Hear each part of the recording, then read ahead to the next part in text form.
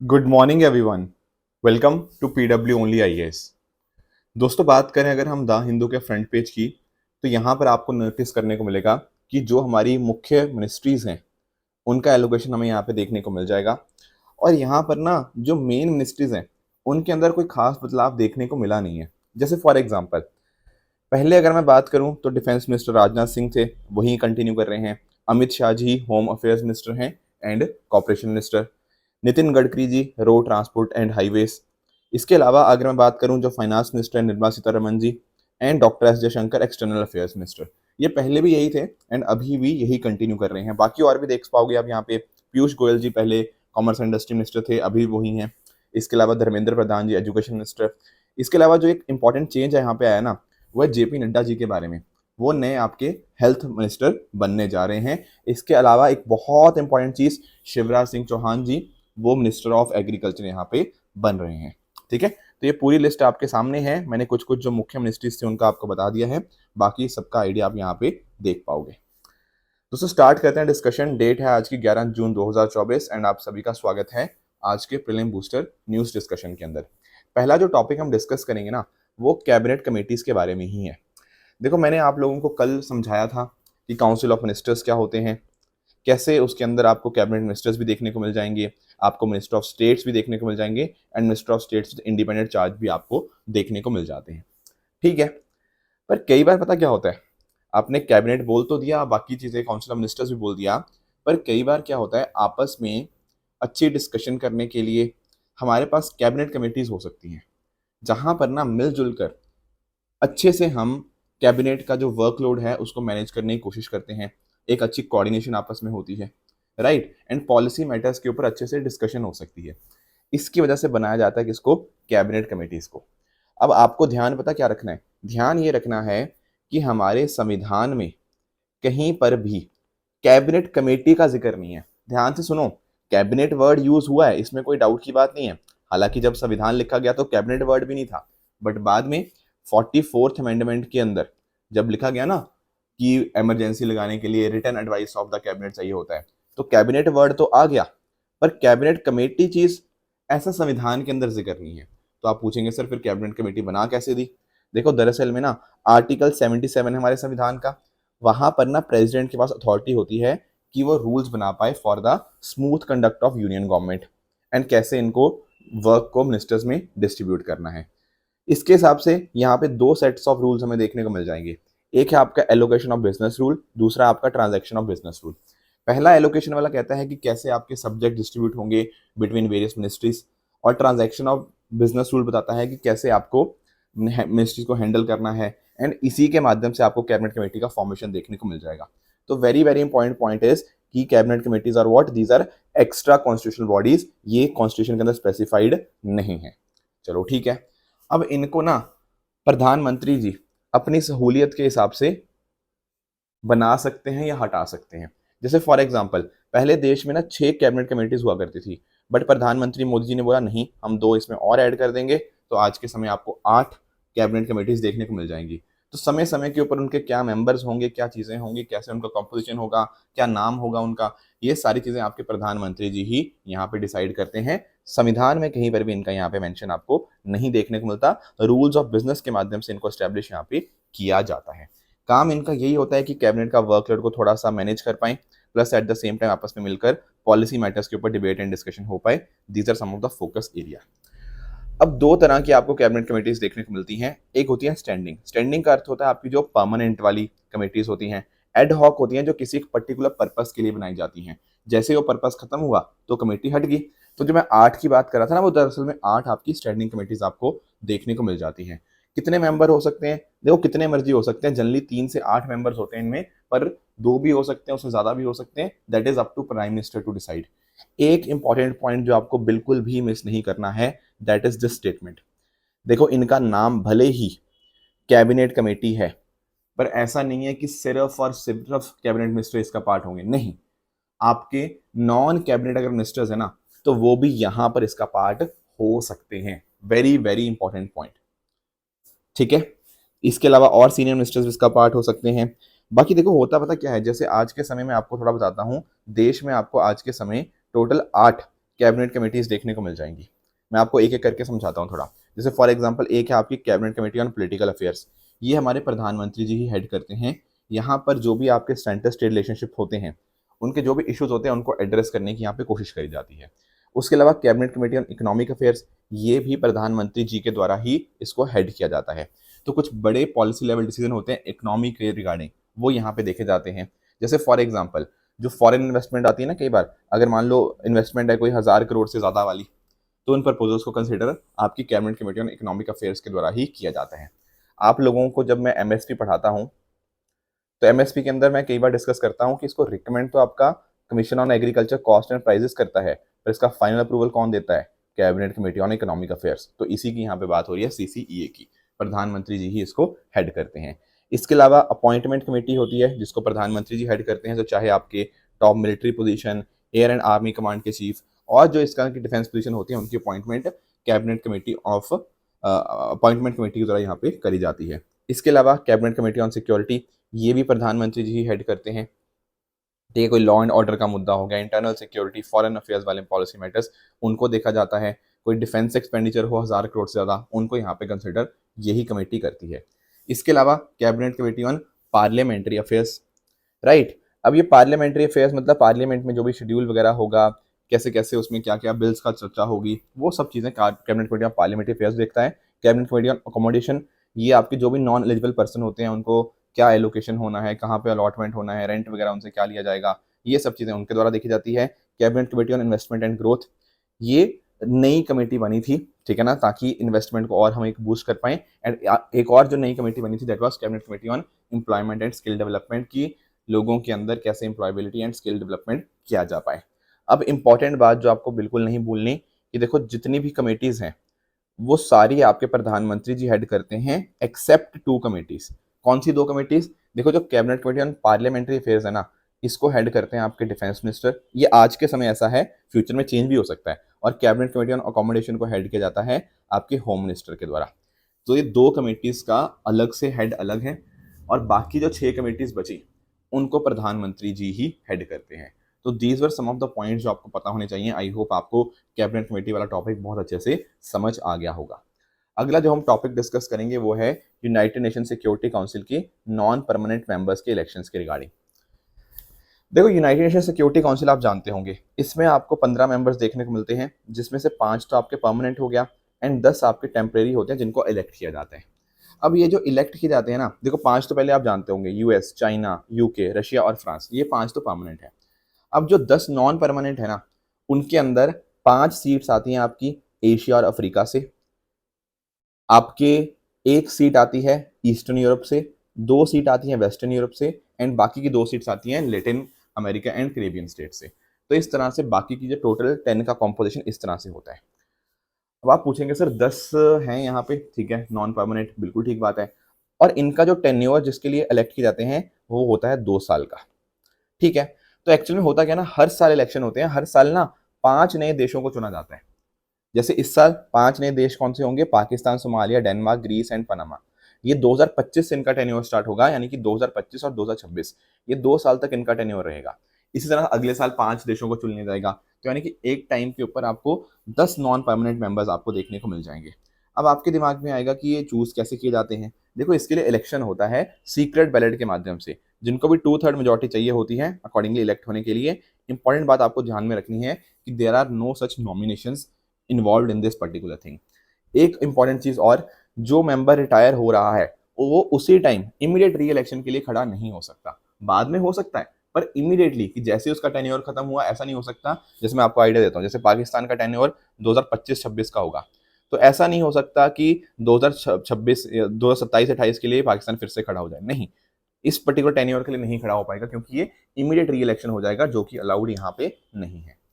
क्या इंडिया भी सर बना है? बिल्कुल बना है। देखो इंडिया टोटल 8 बार नॉन परमानेंट मेंबर बना है, तो टोटल 16 साल इंडिया ने as a non permanent member of UNSC की तरह काम किया है। लास्ट वाला था 2021 और 22 के अंदर, ठीक है, यहाँ पर इंडिया ने बहुत इंपॉर्टेंट अचीवमेंट्स के बारे में चर्चा करी। देखो 2021-22 की बात करूँ तो वहाँ पे हमारे मैरिटाइम सिक्योरिटी की हमने बात करी। इसके अलावा हमने बात करी कि यूनाइटेड नेशन पीस कीपिंग जो फोर्सेज हैं उनके लिए हमने पहले तो एक प्लेटफॉर्म बना दिया जिसका नाम था यूनाइट अवेयर प्लेटफॉर्म। इसके माध्यम से पता क्या है, हमारे जो पीस कीपिंग फोर्सेस हैं, जिनको हम ब्लू हेलमेट के नाम से भी जानते हैं, कहीं पर कॉन्फ्लिक्ट होता है ना, तो वहां पर पीस एस्टैब्लिश करने के अंदर इनका बहुत बड़ा रोल है। India one of the largest providers है यूएन पीस कीपिंग मिशन के लिए, कंट्रीब्यूटर है। यहाँ पर ना यूनाइट अवेयर प्लेटफॉर्म के माध्यम से हमने टेक्नोलॉजी डेवलप करी, जिस टेक्नोलॉजी के माध्यम से जो भी कुछ इन्फॉर्मेशन होती है, जोग्राफिकल इन्फॉर्मेशन की, कहाँ पे पहाड़ियाँ हैं, कहाँ पर कैसी चीज़ें हैं, वो सारी इन्फॉर्मेशन हमारे पीस कीपर्स को मिल पाए। ये हमने फोकस किया। पीस कीपिंग के अंदर हम रेजोल्यूशन लेकर आए, plus at the same time कि कैसे जो यूनाइटेड नेशन के साथ मिलकर हम C4 मतलब आपका कमांड, आपका कम्युनिकेशन, आपका कंप्यूटर, आपका कंट्रोल, ये सारी चीज़ें हम कैसे बेहतर कर सकते हैं इसकी इंटेलिजेंस के रिगार्डिंग, सर्वेलेंस के रिगार्डिंग एंड रिकॉग्निजेंस के रिगार्डिंग। तो ये फोकस किया गया, उसके लिए इंडिया ने MOU भी यहाँ पे एक्सचेंज किया। ये बातें तो हुई जब 2021 और 22 में इंडिया प्रेसिडेंट था यूनाइटेड नेशन सिक्योरिटी काउंसिल के, मतलब प्रेसिडेंशियल टर्म थी हमारी 21-22 के अंदर, जब हम नॉन परमानेंट मेंबर थे। पर अगर हम आठों की आठों टर्म्स की बात करें ना, तो इंडिया ने भी डेफिनेटली और भी रोल्स प्ले किए हैं। फॉर एग्जाम्पल, कोलोनाइजेशन के अगेंस्ट लड़ाई, अपार्थाइड के अगेंस्ट लड़ाई, रेशियल डिस्क्रिमिनेशन के अगेंस्ट लड़ाई, India was one of the four front leaders in this particular thing. इसके अलावा जब हम बात करते हैं UDHR की, universal declaration of human rights, वहां पर हमारी तरफ से डॉक्टर हंसा मेहता जी थी, जिन्होंने इंडियन डेलीगेशन को लीड किया एंड बहुत इंपॉर्टेंट रोल प्ले किया। इनफैक्ट ना, इसके अंदर अगर आप डिक्लेरेशन के अंदर अगर लैंग्वेज को देखोगे, तो पहले लैंग्वेज ये थी all man are created equal. Doctor Hansa Mehta ji ने बोला कि नहीं, all human beings are created equal. तो जेंडर न्यूट्रलिटी या जेंडर इक्वालिटी यहाँ पे लाने की कोशिश करी गई। Plus at the same time 1953 में जो विजय लक्ष्मी पंडित जी थी, उनको पहली women president of UN general assembly elect किया गया। And definitely India is one of the largest force contributed to global peace keeping missions. तो ये कुछ पॉइंटर्स है जो आपको आज जानने चाहिए थे। अगला दोस्तों जो हम टॉपिक डिस्कस करेंगे दैट इज सेंकाकू आइलैंड्स के बारे में। देखो पिछले दिनों के अंदर क्या हुआ है ना, कि चाइना की अगर हम बात करें, तो चाइना की बहुत सारी जो आर्म्ड वेसल्स हैं, वो यहाँ पर सेंकाकू आइलैंड्स के अंदर एंटर करी गई हैं। अब होता क्या है ना, ये जो सेंकाकू आइलैंड्स हैं, इनको अलग अलग नामों से जाना जाता है। जापान के अंदर इनको सेंकाकू आइलैंड्स ही बोलते हैं, चाइना के अंदर इनको डियायू आइलैंड्स बोलते हैं, ताइवान के अंदर इनको त्याओयोती आइलैंड्स यहाँ पे बोला जाता है। अब ये जो है आइलैंड्स है, अभी कंट्रोल आपका जापान का देखने को मिलेगा एंड डेफिनेटली जापान इसको अपनी टेरिटरी मानता है। पर उसी तरह से चाइना भी आप जानते हो हर टेरिटरी को क्लेम करने लग जाता है, तो उसी तरह से सेंकाकू आइलैंड्स को भी वो क्लेम करने की कोशिश करता है कि नहीं ये तो मेरा है। अब तीनों देशों के बीच में आपका मतलब जापान, चाइना और ताइवान के बीच में this is located in the East China Sea. इनकी सिग्निफिकेंस अपने आप में बहुत ज़्यादा इंपॉर्टेंट है, क्योंकि यहाँ पे आपको अच्छी फिशिंग ग्राउंड देखने को मिल जाएंगी, इंपॉर्टेंट शिपिंग लेन्स आपको देखने को मिल जाती हैं, एंड यहाँ पर ऐसा माना जाता है कि ऑयल डिपॉजिट भी आपको देखने को मिल जाएंगे। जापान का जो क्लेम है ना, वो अपने आप में बहुत पुराना क्लेम है। जैसे 1895 के अंदर उस समय और किसी स्टेट का यहाँ पे कंट्रोल नहीं था, तो जापान ने असर्टन किया कि हाँ यहाँ पे हमारा कंट्रोल होगा। Eight the same time proper तरह से उन्होंने यहाँ पे इस टेरिटरी को इनकॉर्पोरेट किया। फिर एक सैन फ्रांसिस्को पीस ट्रीटी के माध्यम से भी ये चीज़ अफर्म होगी कि दरअसल में ये जापानीज ही टेरिटरी है। पर अगर हम बात करते हैं चाइना की, देखो चाइना यही बातें करता है कि पहले हम इसको एडमिनिस्टर करते थे, आपका किंग डायनेस्टी हो गया, मिंग डायनेस्टी हो गया, उनके टाइम के ऊपर they were administered a part of Taiwan. तो चाइना अपना क्लेम करता है, पर डेफिनेटली दुनिया जो ज़्यादातर मानती है वो यही मानती है कि सेंकाकू आइलैंड्स आपके आज के समय जापान का ही पार्ट है। तो लोकेशन पर्सपेक्टिव से ऊपर आपको ये चीज़ पता होनी चाहिए। एक और पॉलिटी का टॉपिक डिस्कस कर लें, that is swearing in ceremony, यानी कि आपका जो शपथ ग्रहण समारोह होता है। देखो परसों आपने शाम में ये विटनेस किया होगा शपथ ग्रहण समारोह, तो थोड़ा सा पॉलिटी पर्सपेक्टिव से हमें ये चीज़ें पता होनी चाहिए। देखो जब मैं बात करता हूँ ना शपथ ग्रहण समारोह की, तो यहाँ पर पता क्या होता है, कुछ इंपॉर्टेंट पॉइंटर्स जो आपको ध्यान में रखने हैं कि जब आपके चीफ मिनिस्टर को या जो मिनिस्टर्स होते हैं स्टेट लेवल के ऊपर, उनको जो ओथ एडमिनिस्टर करने वाले पर्सन कौन होते हैं, वो होते हैं गवर्नर। इसी तरह से जब हम बात करते हैं प्रधानमंत्री जी, उनको कौन यहाँ पे ओथ एडमिनिस्टर करवाई जा रही है, by the president. In a similar manner अगर मान लो ऑफिस ऑफ प्रेसिडेंट के लिए ओथ एडमिनिस्टर करवानी हो, तो वो कौन करवाता है, that is chief justice of India. तो ये कुछ पॉइंटर्स हैं जो आपको बिल्कुल पता होने चाहिए, क्योंकि ये क्वेश्चंस पूछे जा सकते हैं कि कौन किसको ओथ एडमिनिस्टर करवाता है। ठीक है, अब हमारे संविधान के अंदर आपको थर्ड शेड्यूल देखने को मिल जाएगा। अब आपको ना थोड़ा सा एक आइडिया होना चाहिए कि थर्ड शेड्यूल के अंदर किस किस पर्टिकुलर पोजीशन की बात करी गई है जहां पे ओथ की बात होती है। देखो एक्चुअल में ना थोड़ा सा आप इसको समझना, एक तो देखो आपके जो यूनियन मिनिस्टर्स होते हैं, राइट, इनको जो ओथ है ना वो आपको थर्ड शेड्यूल में देखने को मिल जाएगी। प्लस अगर कोई पर्सन पार्लियामेंट के इलेक्शंस के लिए खड़ा हो रहा है, उसकी ओथ आपको यहाँ पे देखने को मिल जाएंगी। आपके मेंबर ऑफ पार्लियामेंट्स हो गया, राइट। एंड इन तीनों के काउंटर पार्ट्स, मतलब स्टेट के रिगार्डिंग जो स्टेट मिनिस्टर्स हो गया, वो आपके जो लोग खड़े हो रहे हैं इन state legislatures, state ministers, state legislature के जो कैंडिडेट खड़े हो रहे हैं, उसके अलावा आपके एमएलए। तो 6 तो ये हो गए। इसके अलावा आपके जो सुप्रीम कोर्ट के जज होते हैं एंड आपके हाई कोर्ट के जज, उनका मेंशन भी आपको शेड्यूल 3 में देखने को मिलेगा। एंड आखिरी CAG, controller and auditor general. In 9 positions की जो आपको ओथ देखने को मिलती है वो थर्ड शेड्यूल के अंदर ही देखने को मिलती है। ये लिस्ट आपको पता होनी चाहिए, कल को यूपीएससी आपसे पूछ भी सकता है। ठीक है सर। अब जो भी ओथ ली जाएगी वो या तो भगवान के नाम के अंदर या फिर आई सॉल्मनी अफर्म। तो आप इस तरह से अपनी स्टार्ट कर सकते हो कि I swear in the name of God, या फिर I solemnly affirm that I will be a true faith and allegiance to the constitution, यानी कि मैं संविधान के प्रति सच्ची निष्ठा रखूंगा। आप लोगों ने इसको सुना भी होगा। जब हम बात करते हैं प्रेसिडेंट की ओथ की, तो वहां पर जो ओथ लेते हैं ना, वो बात करते हैं preserve, protect and defend the constitution and the law. इस चीज की यहाँ पे वो ओथ लेते हैं। अब इंपॉर्टेंट बात आपको ध्यान में ये रखनी है कि भैया जो ओथ होती है ना, ये एज इट इज ही पढ़नी होती है। ऐसा नहीं होता कि आप अपनी मर्जी से कुछ भी पढ़ के चले जाओ, नहीं। जो लिखा गया है ना उस ओथ के अंदर, आपको एज इट इज वही पढ़ना होता है। देखो मैंने भी कई बार ऐसे एग्जाम्पल देखे हैं, जैसे मान लो कोई बंदा ओथ पढ़ रहा है, तो ओथ के बाद उसने बोल दिया वंदे मातरम या भारत माता की जय या फिर कुछ भी इस तरह से। देखो ये तो हम मानते हैं कि ये चलो ठीक है, पर ओथ लेते टाइम आप ऐसे शब्द यूज नहीं करेंगे, मतलब कोई भी शब्द आपने यूज नहीं करना। ठीक है, देश से सबको प्यार है, बिल्कुल होना भी चाहिए, पर ओथ लेते टाइम कोई डिस्क्रिप्शन नहीं, कोई कुछ नहीं। जो लिखा गया आपको एज इट इज उसको वही पढ़ना होता है, उसमें कोई चेंजेस अलाउड नहीं होते। मान लो सर अगर किसी ने ऐसा कर दिया, कुछ शब्द बोल दिए, तो उस केस में ना उसको ओथ जो लेनी होती है वो दोबारा लेनी होती है। Do you understand? ऐसे बहुत सारे एग्जाम्पल हैं। ये तो एक बिहार का आपके सामने एग्जाम्पल है, पर अभी रिसेंटली पार्लियामेंट में भी ये चीज हुई थी राज्यसभा के इलेक्शंस के अंदर। तो बिल्कुल भी ओथ के से एक शब्द भी इधर उधर नहीं होना होता। जैसी ओथ लिखी होती है आपको वैसे ही बिल्कुल उसको पढ़ना होता है। कोई डिस्क्रिप्शन यहाँ पे अनाउंस आपका अलाउड नहीं होता। क्लियर हुई ये बात? उस केस में अगर ऐसा कुछ होता है तो ओथ को दोबारा से किया जाता है। अगला दोस्तों टॉपिक डिस्कस कर लेते हैं, दैट इज तृष्णा मिशन के बारे में। देखो जो इसरो है ना, इसरो ने रिसेंटली अपना एक नया सैटेलाइट मिशन तृष्णा यहाँ पे अनाउंस किया है, जो कि भारत और फ्रांस का एक मिलजुल कर एक हमारा मिशन होगा। देखो ये मिशन है क्या, पिछले टाइम्स के अंदर आप नोटिस करोगे आजकल भी आपको बहुत सारे हीट इश्यूज देखने को मिलते हैं। भारत के अंदर तो गर्मी 50 डिग्री तक पहुंच गई है। इवन यूरोप के काफी सारे एरियाज के अंदर आपको जो गर्मी है बहुत ज्यादा देखने को मिल गई है। तो ये जो तृष्णा है, जिसकी फुल फॉर्म है thermal infrared imaging satellite for high resolution natural source assessment, तो इस पर्टिकुलर मिशन के माध्यम से हम सरफेस टेम्परेचर को मॉनिटर करेंगे, वाटर मैनेजमेंट को हम ग्लोबली कहीं ना कहीं उसको एक्सेस करेंगे, उसको मॉनिटर कर पाएंगे। तो ये 5 साल का मिशन रहने वाला है, जिसको 2025 में लॉन्च करने की बात करी जा रही है। इसमें दोनों का पार्ट रहेगा, जैसे इसरो का पार्ट रहेगा एंड आपकी जो फ्रेंच की स्पेस एजेंसी है सीएनईएस, उसका भी रोल रहेगा। तो जो थर्मल इंफ्रारेड पेलोड होगा ये फ्रेंच स्पेस एजेंसी प्रोवाइड करेगी, जिसमें आपकी हाई रेजोल्यूशन सरफेस टेम्परेचर्स को स्टडी करने के लिए ना लॉन्ग वेव इंफ्रारेड इमेजिंग करी जाएगी, जिसके माध्यम से हमें पता लगता रहेगा कि कितना हीट वापस से लैंड ने रेडिएट किया। भारत के द्वारा या इसरो के द्वारा जो किया जाएगा उसका नाम है visible near infrared red short wave infrared red payload.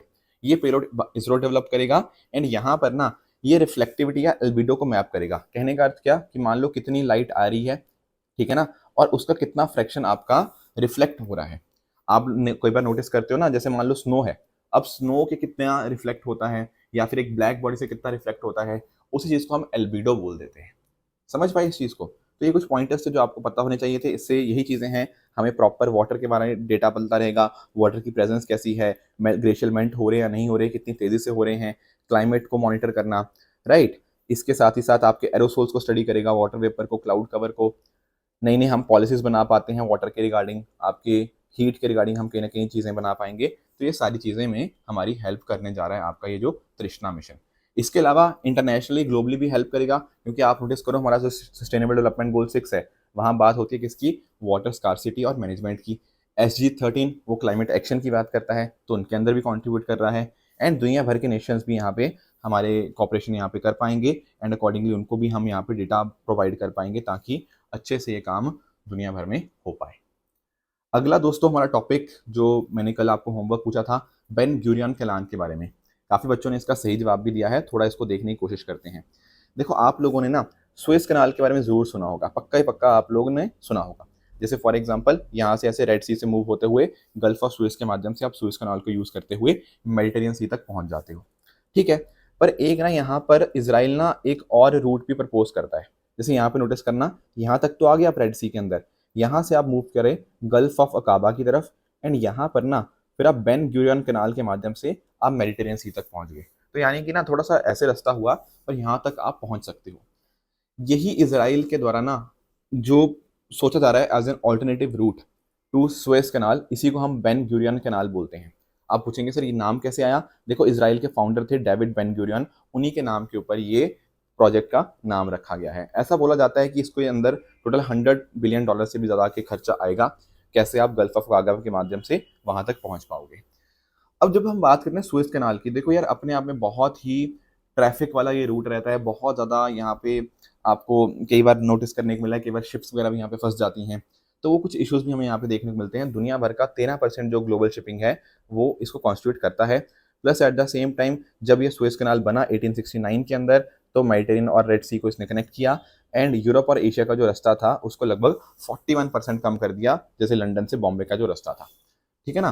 तो साथ ही साथ इजिप्ट की जो इकोनॉमी है उसके अंदर बहुत इंपॉर्टेंट रोल प्ले करता है, क्योंकि यहाँ पे टोल रेवेन्यू वो कलेक्ट करता है, जो कि इजिप्ट की जीडीपी का लगभग 2% है, नियरली $9.4 बिलियन। इतना मैसिव यहाँ पे इनको बेनिफिट देखने को मिलता है। आज का आपका होमवर्क रहेगा लोनक लेक के बारे में। आप मुझे बताओगे कौन कहाँ पर ये आपको लेक देखने को मिल जाती है, एंड ये क्यों न्यूज़ में थी, ये भी आप मुझे कमेंट्स में बता सकते हो। हाँ जी, बात करें अगर ट्रू एंड फॉल्स की, तो यहाँ पर 4 क्वेश्चन है आपके सामने। इनका ट्रू एंड फॉल्स के अंदर आप मुझे कमेंट्स में आंसर बताइएगा, इनमें से कौन सा ठीक है कौन सा गलत है। कल जो होमवर्क दिया था उसका आंसर अगर डिस्कस करें तो बिल्कुल भील्स के रिगार्डिंग पहली स्टेटमेंट बिल्कुल ठीक है। नागी एंड नकती जो बर्ड सेंचुरी है ये आपको बिहार में देखने को मिलती है, ना कि आंध्र प्रदेश के अंदर, तो second becomes incorrect. Ramsar convention की बात करें तो इसको यूनेस्को के द्वारा यहाँ पे स्टैब्लिश किया गया था, तो थर्ड आपका गलत हो जाएगा। रेपो रेट बढ़ाने से देखो कंज्यूमर डिमांड बढ़ती नहीं है बल्कि आपकी कम हो जाती है, तो ये आखिरी स्टेटमेंट भी आपका कम हो जाएगा। रेपो रेट आप रिड्यूस करोगे ना, उससे आप कहीं ना कहीं कंज्यूमर डिमांड को बूस्ट कर सकते हो। हाँ जी, बात करें अगर पीवाईक्यूज की तो 2 क्वेश्चन हैं। पहला क्वेश्चन आपका चंपारण सत्याग्रह के रिगार्डिंग रहेगा, एंड दूसरा आपका रहेगा कि फर्टिगेशन का क्या क्या एडवांटेज होता है एग्रीकल्चर के अंदर। तो दोनों क्वेश्चंस का आप सोचिएगा एंड आंसर दीजिएगा मुझे कमेंट सेक्शन के अंदर। कल होमवर्क दिया था कि 42nd अमेंडमेंट के माध्यम से कौन कौन से डीपीएसपी ऐड हुए थे। देखो जब 1976 के अंदर इमरजेंसी लगी हुई थी ना, तो 42nd अमेंडमेंट जिसको हम मिनी कॉन्स्टिट्यूशन के नाम से भी जानते हैं, यहाँ पर 4 एडिशंस हुए थे डीपीएसपी के अंदर। एक था आर्टिकल 39, ताकि बच्चों की हेल्दी डेवलपमेंट के लिए अपॉर्चुनिटी सिक्योर करना, free legal aid and equal justice to the poor, and साथ साथ मैनेजमेंट ऑफ इंडस्ट्रीज के रिगार्डिंग कैसे हम पार्टिसिपेशन ऑफ वर्कर्स को इंश्योर कर सकते हैं, ये भी यहाँ पे लिया गया। And lastly forest and wildlife को प्रोटेक्ट करने के लिए आर्टिकल 48A को यहाँ पे इंसर्ट किया गया। तो अगर आप नोटिस करोगे तो ऑप्शन नंबर बी इसके माध्यम से करेक्ट बन जाएगा। दूसरा मैंने जो आपको होमवर्क दिया था कि एनवायरमेंट प्रोटेक्शन एक्ट के अंतर्गत किसको कॉन्स्टिट्यूट किया गया है, इसका जो आपका सही जवाब है वो है सेंट्रल ग्राउंड वाटर अथॉरिटी। इसको यहाँ पे EPA 1986 के माध्यम से यहाँ पे कॉन्स्टिट्यूट किया गया था। तो ये कुछ पॉइंटर्स हैं जो आपको पता होना चाहिए कि कौन से एक्ट से कौन सी चीज़ बनी है। ऐसे क्वेश्चन यूपीएससी अक्सर पूछता रहता है। दोस्तों ये थी आज की डिस्कशन। अगर आपको इसकी पीडीएफ चाहिए तो आप हमारे Telegram channel PW only IAS official में जाकर इसकी पीडीएफ डाउनलोड कर सकते हो, अपनी प्रेपरेशन को और भी बेहतर बना सकते हो। Thank you very much for the discussion.